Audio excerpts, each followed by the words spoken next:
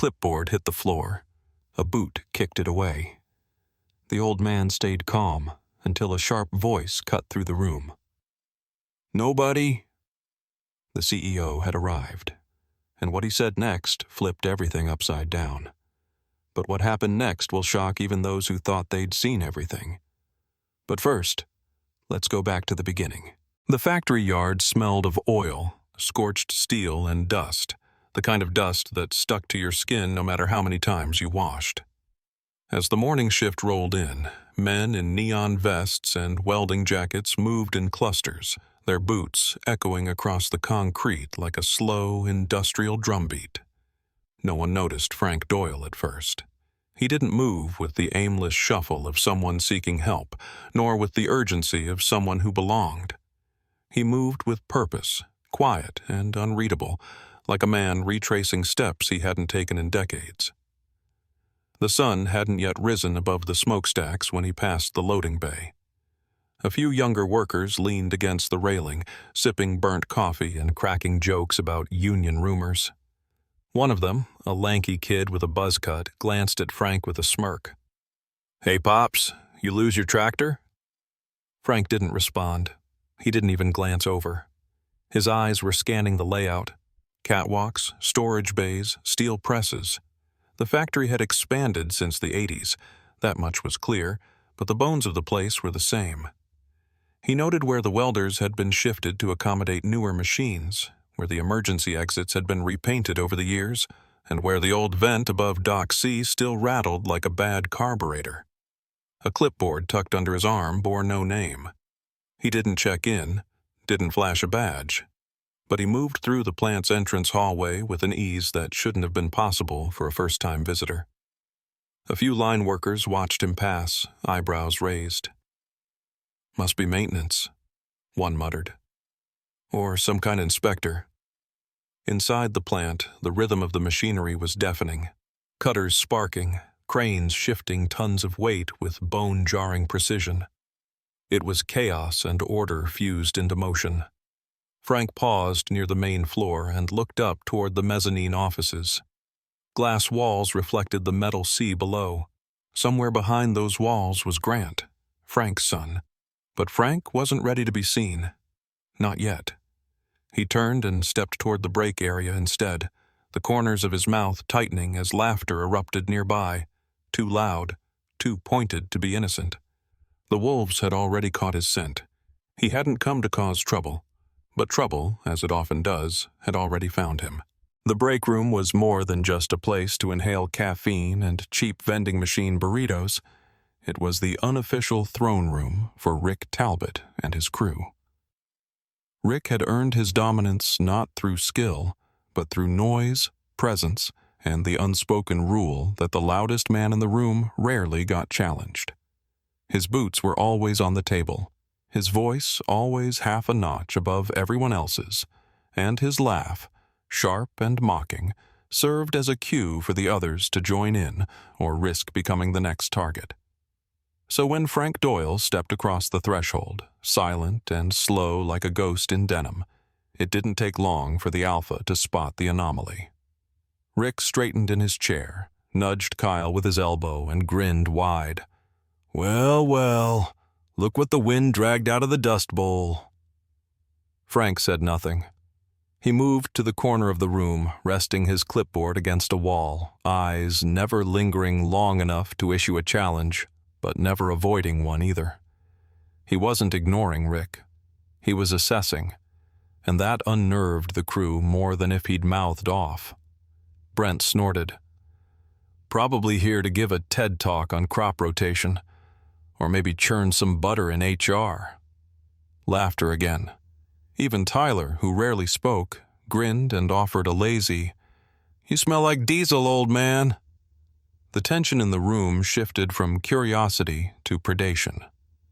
Rick leaned forward, elbows on his knees, voice lowering like he was about to deliver a sermon.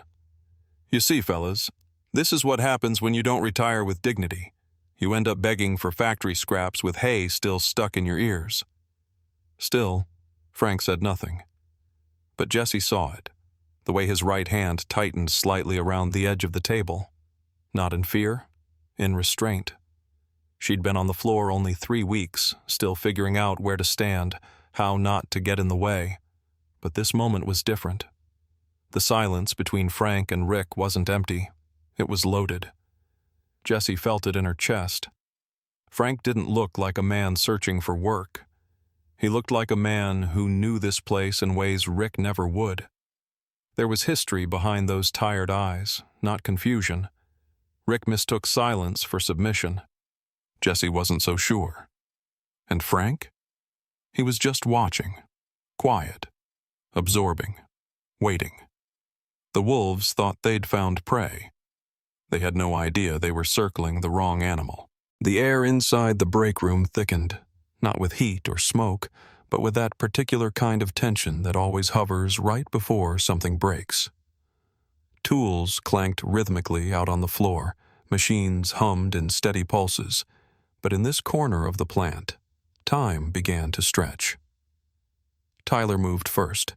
He strode past Frank like he wasn't there, and let his elbow accidentally clip the clipboard clutched in Frank's hand. It fell with a thud against the grimy linoleum, pages sliding out across the floor like spilled cards. Frank stared down at it for a long beat, unmoving, as if taking inventory of the situation, not just of what had fallen, but of what had just been exposed. Rick, sensing the hesitation, stepped into the opening like a fighter recognizing a weakness. He planted himself in Frank's path and tilted his head, a wolf sniffing for the first drop of blood. "You deaf?" he sneered. "We said this ain't no nursing home. Or maybe you just forgot your hearing aid." Frank didn't respond. He didn't scowl, didn't raise a hand, didn't retreat. He just bent down, slow, steady, with the dignity of someone who refused to be rushed or shamed. And that's when Brent's boot skidded across the floor and kicked the clipboard out of reach. The laughter this time was harder, more triumphant. The pack had struck, and like all predators, they found validation not in the blow itself, but in the reaction they expected. Humiliation, a flinch, a bowed head. But Frank didn't give them that. He stood back up, calmly, straightening his spine, not in defiance, but as if to remind himself that he was still made of steel, not straw. His eyes, those gray-blue, time-worn eyes, swept across the room, not pleading, not accusing, measuring. It was Jessie who broke the silence. She rose from her post near the dock, dropping her gloves with a snap. "Hey!" Her voice rang out, brittle and sharp. "That's enough!" Rick turned to her with a slow grin, eyes narrowing like a spotlight. "You defending this scarecrow now?" She crossed her arms. "You don't even know who he is." And Rick, too foolish to feel the weight of the moment, shot back without hesitation. "Exactly. He's nobody." The word landed like a slap, but not just on Frank. It hung in the room, bitter and arrogant. Nobody. But Jessie's face didn't waver. And Frank? He didn't blink. There are names you speak, and then there are names you earn. And some of those names carry more weight than anyone in that room was ready to reckon with. The laughter died mid-chuckle, sliced clean through by a voice that didn't rise in volume but cut deeper than a shout ever could. "Nobody?" It landed with surgical precision, and in the thick, oil-scented air of the break room, it echoed louder than the factory floor ever had. Every head turned toward the doorway. There stood Grant Doyle, framed by the hallway's fluorescent glow, his silhouette straight as an I-beam, the tailored cut of his blue suit flawless against the grime of steel grit and sweat-stained concrete. The air changed as soon as he entered, like the moment before a storm breaks over flat plains. Static, quiet, dangerous. Rick's cocky grin slipped away like oil down a drain. Grant's polished Oxfords moved with quiet authority as he crossed the room, slow, deliberate. No one moved. Even the vending machines seemed to pause. He stopped beside Frank and looked down, not at him, but at the scattered pages on the floor. One was smeared with boot marks, another crumpled beneath Tyler's steel toe. Grant's gaze traveled across the mess, then rose methodically to meet each man's eyes. His voice didn't waver. It didn't need to. "That man," he said, nodding toward Frank, "is the reason I run this company." The room froze. Grant's words weren't performative. They weren't for show. They carried the weight of years, of memory, of hard-earned reverence.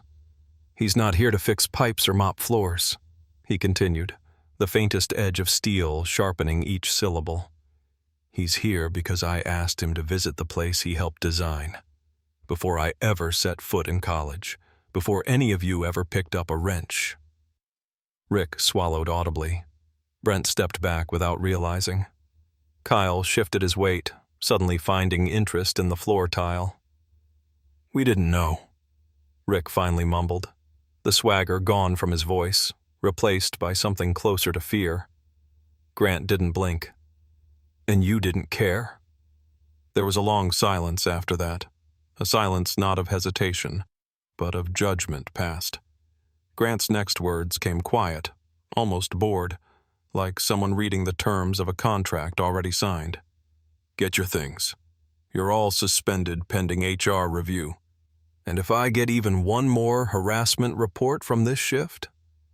He locked eyes with Rick. "You're gone. For good." He didn't wait for a response. He turned back to Frank, nodding once. The hierarchy of the room had shifted. Irrevocably. And for the first time since they clocked in, the crew finally understood who really held the power inside these walls. Jessie had stood her ground out of instinct, not strategy. But in the moments after Grant's words cut through the room and the wolves slunk away with their tails tucked, she realized she'd stepped into something larger than shop floor politics. She met Grant's eyes and gave a short, unsure nod, still absorbing the weight of it. Frank, standing beside her, offered a smile that didn't stretch far but carried decades of quiet gratitude. "You've got good instincts," he said, like a man recognizing the spark of something familiar in the next generation. He didn't return the next day with a badge or title. He didn't need either. No one announced it. But by week's end, Frank Doyle had become a fixture, like the furnace lines or the support beams. He came in every Monday morning just after dawn, moving through the plant with an unhurried gait, hands tucked behind his back, eyes sharp as ever. No clipboard now. He didn't need to record what he already understood by feel. He didn't teach in the traditional sense. Frank was no lecturer. He wasn't there to perform. Instead, he'd pause beside a welder struggling with alignment and say, "Check your root pass. Too hot." Or he'd point silently at a rigged wire above a power box and raise one brow until someone fixed it. A nod here, a half smile there. Approval from Frank carried more weight than anything management could sign off on. Stories started to spread like warm oil on cold metal. One guy said Frank had welded tank armor for the military during the Gulf War. Another swore his father mentioned Frank's name in hushed tones back in the 70s, said he'd designed the very conveyor system that still moved the steel beams through the core of the factory. Some believed Frank once shut down the plant himself during a safety walk, refusing to leave until a hairline crack in a hoist was repaired. No one had documentation. No one needed it. The man had become myth, and myth was the mortar that held respect together. The same men who had laughed at his boots now watched how he laced them. Brent, quiet since returning from suspension, lingered near Frank during walkthroughs, listening but never interrupting. Even Rick, now relocated to inventory, lowered his voice when Frank passed by. Frank never raised his. He didn't have to.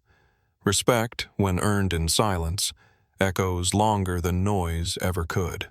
There was no dramatic scene, no walk of shame. Rick, Brent, and Tyler didn't argue, protest, or pack their things in front of an audience. Their terminations came in sealed envelopes slipped into their lockers. Clinical, quiet, final. Violation of ethical conduct was all that HR had to say. The rest was self-evident. By the time their names were scrubbed from the floor schedule, the factory had already adjusted to their absence, like a body heals over a wound that no longer matters. No one brought it up out loud, but everyone noticed. With the toxicity gone, something shifted in the air, like the plant itself was exhaling for the first time in years. The usual tension that had ruled the break room dissolved. New guys weren't hazed, just trained. Banter returned, but it was sharper, cleaner, less cruel. A sense of mutual watching began to take hold, not from fear, but from something closer to pride. Jesse, once the green apprentice who spoke up when no one else would, was promoted barely 3 weeks after the incident. Grant didn't announce it in a company-wide email or throw her a ceremony. He just walked up to her station one morning, handed her a clipboard with a new title typed at the top and said, "Make it better." And she did. Her first initiative wasn't about production quotas or workflow optimization. It was a peer accountability panel. A simple system. Anonymous. Accessible. It gave a voice to the quiet ones. The ones who saw too much but were too afraid to speak. Grant signed off without hesitation. And Frank? He didn't change, not visibly. Still walked the line every Monday in the same sun-faded flannel. Still paused at the same spots. Still gave the same nods of approval. Or the slow, silent turn away that carried more meaning than words ever could. No one dared interrupt him unless he spoke first. And when he did, it was never long-winded. Just enough. Always just enough. His presence wasn't intimidating. It was grounding. He reminded the workers of something most had forgotten in the churn of overtime hours and hard hats. That pride in your work wasn't something you claimed. It was something you earned every day with your hands and your choices. There was no revenge, no triumph paraded through the halls, just the slow correction of balance, like a beam finally aligned after years of leaning wrong.